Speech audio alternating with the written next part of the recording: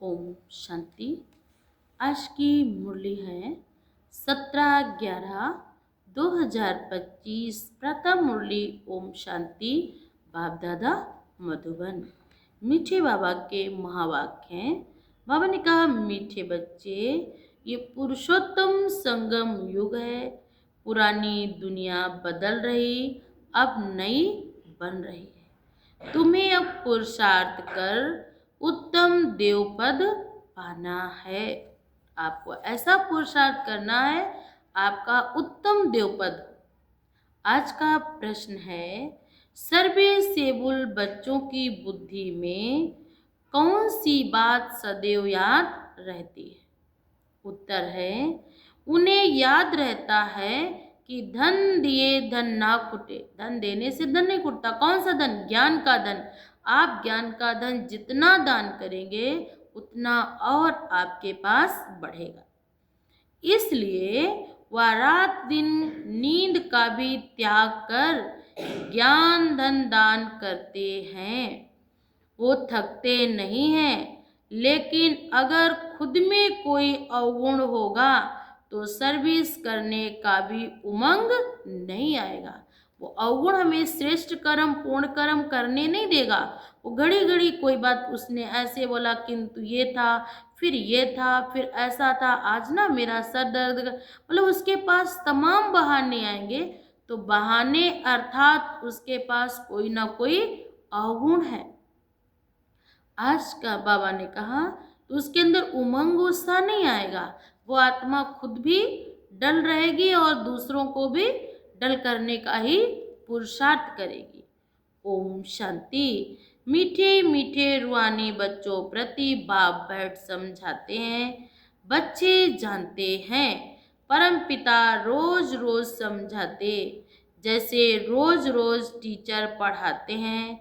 बाप सिर्फ शिक्षा देते हैं, संभालते रहेंगे, क्योंकि बाप के तो घर में ही बच्चे रहते हैं, माँ बाप साथ रहते। यहाँ तो ये वंडरफुल बात है, रूहानी बाप के पास तुम रहते हो। एक तो रूहानी बाप के पास मूल वतन में रहते हो, फिर कल्प में एक ही बार बाप आते हैं बच्चों को बरसात देने व पावन बनाने, सुख शांति देने। तो जरूर नीचे आकर रहते होंगे।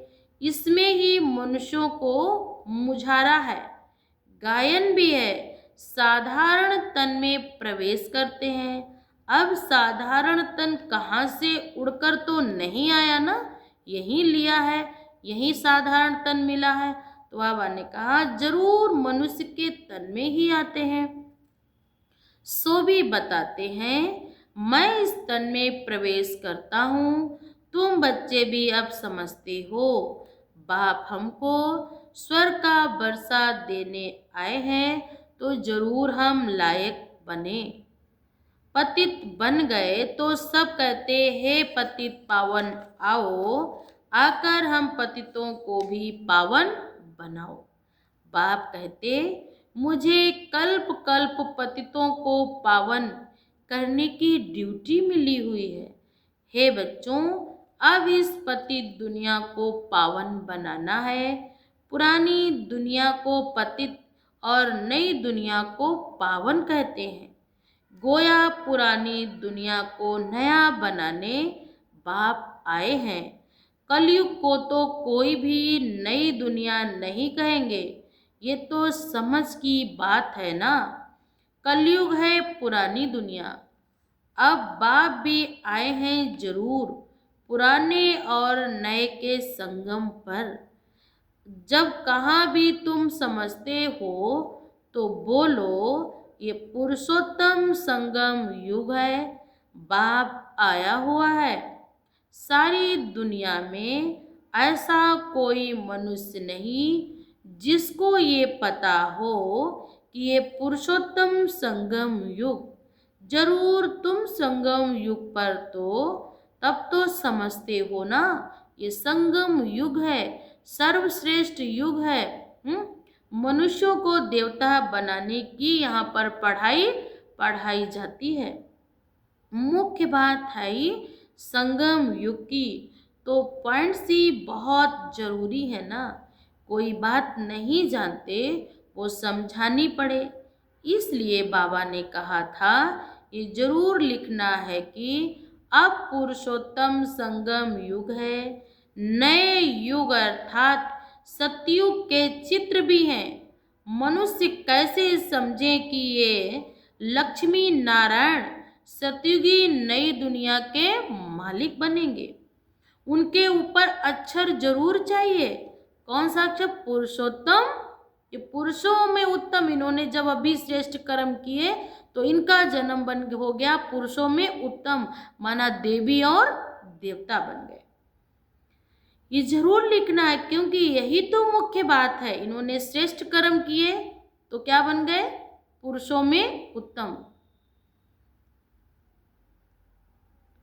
मनुष्य समझते हैं कलयुग में अभी बहुत वर्ष पड़े हैं, बिल्कुल घोर अंधियारे में।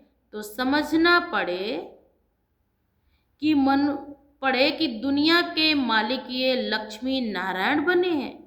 ये पूरी विनाशी, बाबा ने कहा पूरी ये विनाशी दुनिया को, पतित दुनिया को पावन बनाने वाला स्वयं परमपिता परमात्मा आए हैं। वो संगम युग पर मनुष्यों को पुरुषों में उत्तम बनाने की पढ़ाई पढ़ा रहे हैं। इसको नवयुग नहीं कहेंगे, संगम को संगम युग ही कहा जाता। ये है पुरुषोत्तम संगम युग, जबकि पुरानी दुनिया खत्म और नई दुनिया की स्थापना होती है। मनुष्य से देवता बन रहे हैं, राजयोग सीख रहे हैं। देवताओं में भी उत्तम पद है ना, तभी तो क्या कहते हैं, नर से नारायण और नारी से लक्ष्मी।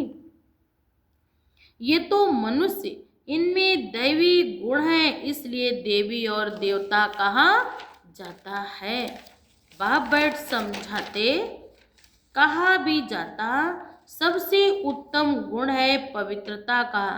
तब तो मनुष्य देवताओं के आगे जाकर माथा टेकते हैं।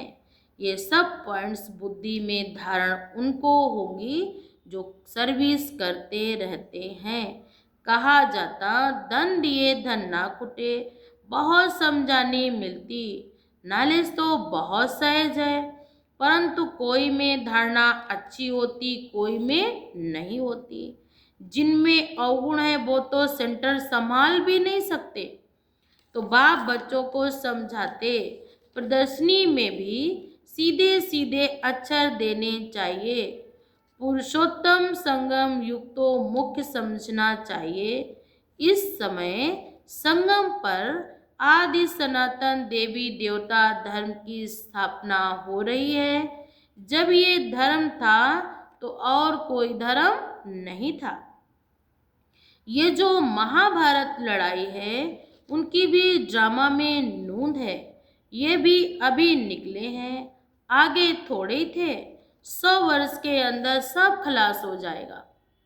संगम युग को कम से कम 100 वर्ष तो चाहिए ना। सारी दुनिया बननी है। न्यू दिल्ली बनाने में कितना वर्ष लगा तुम समझते हो? भारत में ही नई दुनिया होती, फिर पुरानी दुनिया खलास हो जाएगी। कुछ तो रहती है ना। बाबा ने कहा एकदम खलास नहीं होगी, बीज नहीं समाप्त होता, बीज तो रहेगा ना। प्रलय तो होती है नहीं। ये तो सब बातें बुद्धि में है। अभी संगम युग है, नई दुनिया में जरूर ये देवी देवता थे, फिर यही होंगे। ये है राजयोग की पढ़ाई। अगर कोई डिटेल में नहीं समझा सकते हैं तो सिर्फ एक बात बोलो, परमपिता परमात्मा जो सबका बाप है उनको सब याद करते हैं। वह हम सब बच्चों को कहते, तुम पतित बन पड़े हो, पुकारते भी हो, हे पतित पावन आओ। बरोबर कलयुग में है। पतित बाबा ने कहा कहते भी हैं कलयुग में और पावन होते हैं सतयुग में। अब परमपिता परमात्मा कहते हैं देह सहित ये सब पतित संबंध छोड़ माम एकम याद करो तो पावन बन जाएंगे। ये गीता के ही अक्षर हैं भी। गीता का युग गीता संगम युग पर भी ही गाई हुई है, जबकि विनाश हुआ था। बाप ने राजयोग सिखाया था, राजाई स्थापन हुई थी, फिर जरूर होनी है। ये सब रूहानी बाप समझाते, चलो इस तन में ना आए और कोई तन में आए। समझानी तो बाप की ही है ना, हम इनका तो नाम लेते नहीं, हम तो सिर्फ बतलाते हैं। बाप कहते मुझे याद करो तो तुम पावन बन और मेरे पास चले आएंगे। कितना सहज है, सिर्फ मुझे याद करो और 84 के चक्र का ज्ञान बुद्धि में हो। जो धारणा करेगा वो चक्रवर्ती राजा बनेगा। ये मैसेज तो सब धर्म वालों के लिए है। घर तो सबको जाना है, हम भी घर का ही रास्ता बताते हैं। पादरी आदि कुछ भी हो, तुम उनको बाप का संदेश दे सकते हो। तुमको खुशी का बहुत पारा चढ़ना चाहिए। परमपिता परमात्मा कहते माम एकम याद करो तो तुम्हारे विकर्म विनाश हो। सबको यही याद कराओ। बाप का पैगाम सुनाना ही नंबर 1 सर्विस है। गीता का युग है, अब है। बाप आए हैं, इसलिए वही चित्र शुरू में याद रखना है। जो समझते हैं हम बाप का पैगाम दे सकते हैं तो तैयार रहना चाहिए। दिल में आना चाहिए हम ही अंधों की लाठी बने। ये पैगाम तो कोई भी दे सकते हैं, बीके का नाम सुन के ही डरते हैं। बोलो हम सिर्फ बाप का पैगाम देते हैं। परमपिता परमात्मा कहते मुझे याद करो बस, हम किसकी ग्लानि नहीं करते। बाप कहते हैं माम एकम याद करो, मैं ऊंच ऊंच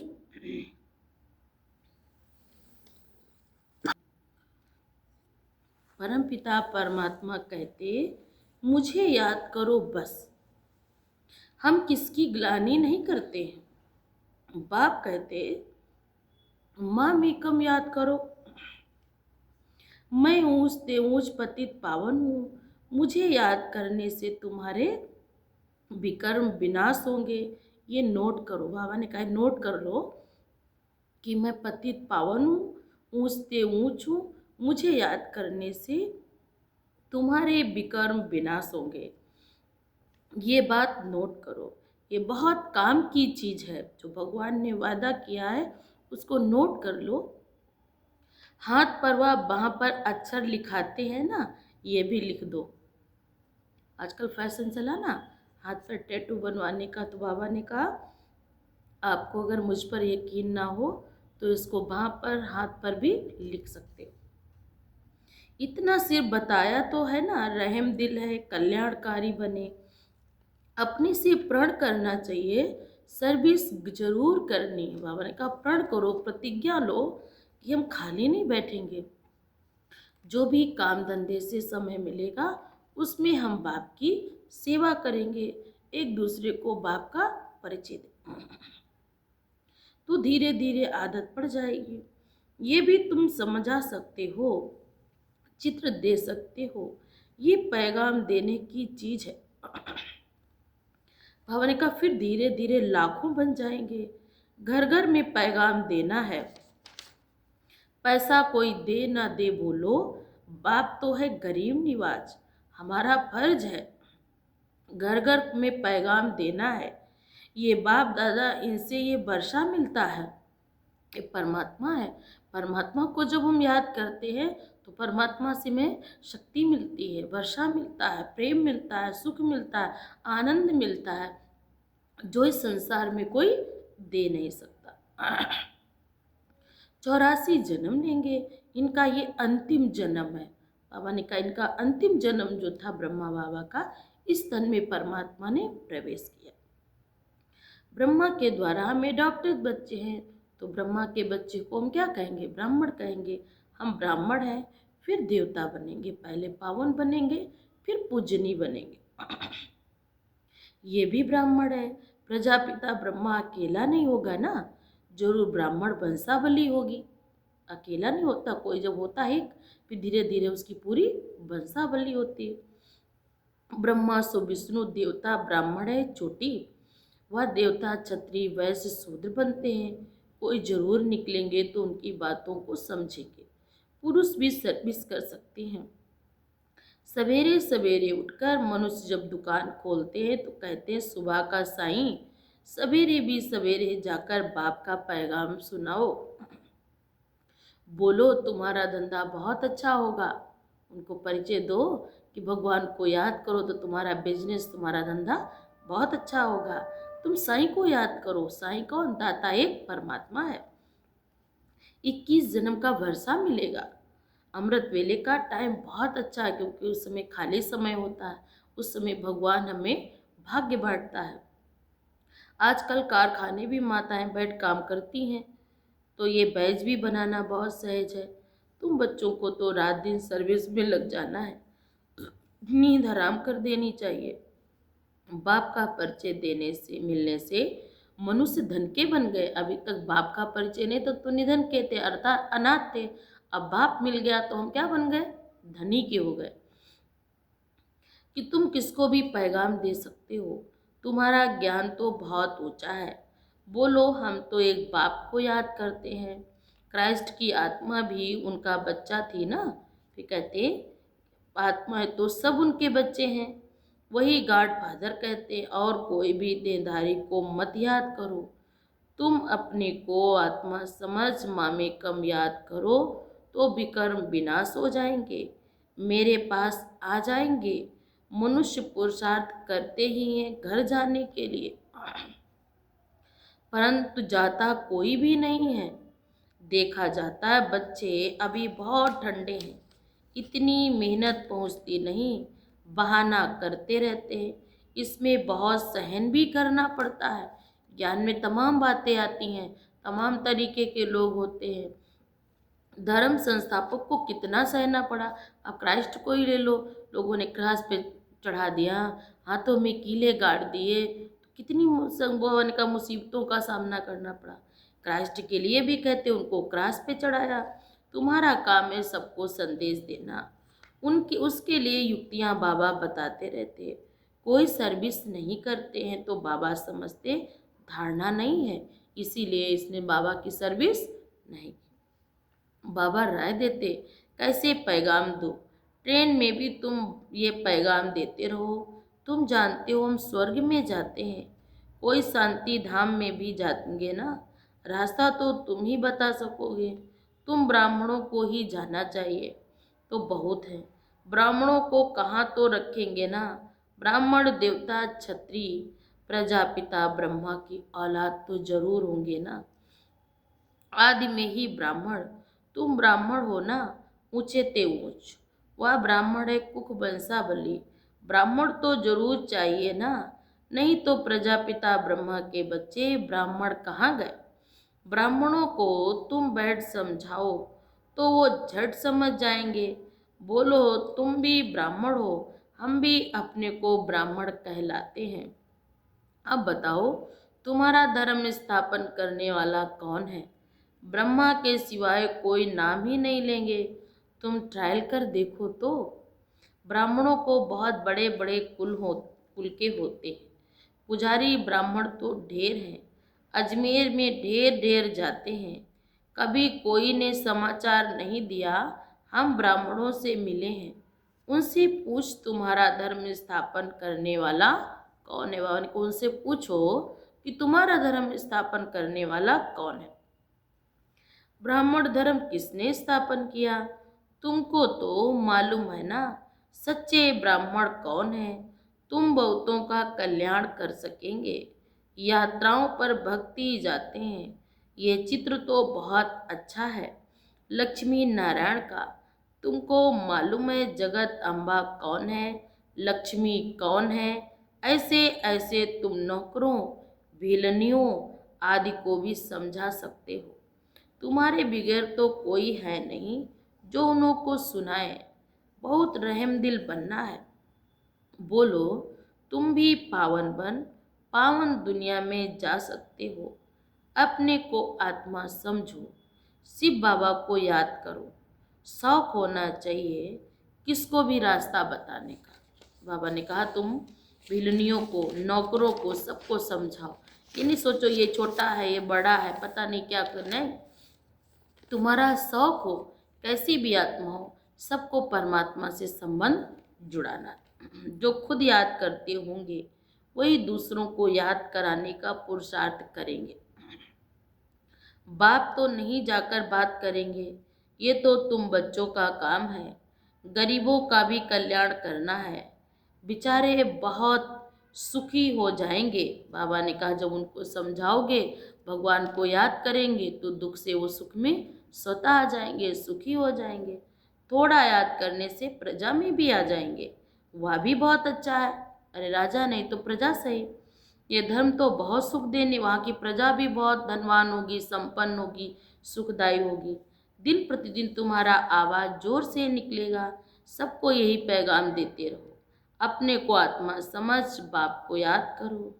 तुम मीठे मीठे बच्चे पद्मा पदम भाग्यशाली हो, जबकि महिमा सुनते हो, समझते हो, फिर भी कोई बात की फिक्राद आती क्यों रखनी चाहिए। यह है गुप्त ज्ञान, गुप्त खुशी। तुम हो इनकॉग्निटो वॉरियर्स। तुमको अननोन वॉरियर्स कहेंगे, और कोई अननोन वॉरियर्स नहीं हो सकता है। आप ही योद्धे हो। बाबा ने कहा और कोई नहीं हो सकता है। डूबे हुए का बेड़ा आप ही पार लगाने वाले हो। तुम्हारा दिलवाड़ा मंदिर का पूरा यादगार है। क्या दिखाया गया? नीचे तपस्या करते हुए ध्यान में, और ऊपर सतयुग दिखाया गया। अभी तपस्या करोगे तो बाद में आपको ऊपर क्या मिलेगा? सतयुग। दिल लेने वाले का परिवार है ना, इसीलिए उसका नाम है दिलवाड़ा। महावीरनी और उनकी औलादें, ये है पूरा तीर्थ। काशी में भी ऊंची जगह हुई ना। अच्छा, मीठे मीठे सिकिले बच्चों प्रति माता पिता बाप दादा का याद प्यार और गुड मॉर्निंग। रूहानी बाप की रूहानी बच्चों को नमस्ते। हम सब रूहानी बच्चों की तरफ से रूहानी माता पिता बाप दादा को याद प्यार और नमस्ते। धारणा के लिए मुख्य सार है, घर घर में जाकर बाप का पैगाम देना है। सर्विस करने का प्रण करो। सर्विस के लिए कोई भी बहाना मत दो, एक प्रण करो, प्रतिज्ञा लो दृढ़ता से। नंबर 2, किसी भी बात की फिक्रात नहीं करनी है, गुप्त खुशी में रहना है। किसी भी देनधारी को याद नहीं करना है, एक बाप की याद में रहना है। आज का वरदान है, कल्याणकारी बाप और समय का हर सेकंड लाभ उठाने वाले निश्चय बुद्धि निश्चिंत भव। आज का भावार्थ है, जो भी दृश्य चल रहा उसे त्रिकालदर्शी बनकर देखो, हिम्मत और उल्लास में रहे, स्वयं भी समर्थ आत्मा बनो और विश्व को भी समर्थ बनाओ। स्वयं के तूफानों में हिलो मत, अचल बनो। जो भी समय मिला है, साथ मिला है, अनेक प्रकार के खजाने मिल रहे हैं, उनसे संपत्तिवान और समर्थिवान बनो। सारे कल्प में ऐसे दिन फिर आने वाले नहीं हैं। जो ये समय भगवान एक का पदम गुणा दे रहा, जो ये मुहूर्त है कि अपने जीवन को श्रेष्ठ पवित्र पावन देवताई बनाओ, जो ये ऑफर दे रहा भगवान कि सिर्फ तुम मुझे याद करो, मैं तुम्हें सारे पापों से मुक्त कर दूंगा, ये दोबारा अवसर नहीं आएगा। इसलिए अपनी सब चिंताएं बाप को देकर निश्चिंत बन सदा निश्चिंत रहो। कल्याणकारी बाप और समय हर सेकंड लाभ उठाओ। आज का स्लोगन है, बाप के संग का रंग लगाओ तो बुराइयां स्वतः समाप्त हो जाएंगी। अब व्यक्ति सारे अशरीरी व विदेही स्थिति का अभ्यास बढ़ाओ। आज का भावार्थ है, विदेही बनने की विधि है बिंदी बनना। अशरीरी बनते हो कर्मातीत बनते हो। सबकी विधि बिंदी है। इसलिए बाप दादा कहते हैं, अमृत वेले बाप दादा से मिलन मनाते, रू रिहान करते। जब कार में आते हो तो पहले 3 बिंदियों का तिलक मस्तक पर लगाओ। चेक करो, किसी भी कारण ये स्मृति का तिलक मिट नहीं जाए। अविनाशी रहे, अमिट तिलक रहे, इसका कभी विनाश ना हो। ये ऐसा तिलक है जो स्वयं परमपिता परमात्मा ने मेरे मस्तक पर भाग्य का तिलक दिया है। ये तिलक मिटे ना, बल्कि विजयी भाव का तिलक है। ये तिलक लगने से ही अपने आप को विशेष आत्मा समझो कि परमात्मा की हम भाग्यशाली आत्मा हैं। ये टीका मुझे विजय दिलाएगा और साथ साथ मुझे परमात्मा प्राप्तियों की शक्तियों का आशीर्वाद है, वरदान है, और हम आत्मा महान और श्रेष्ठ बन जाएंगे। अच्छा, ओम शांति।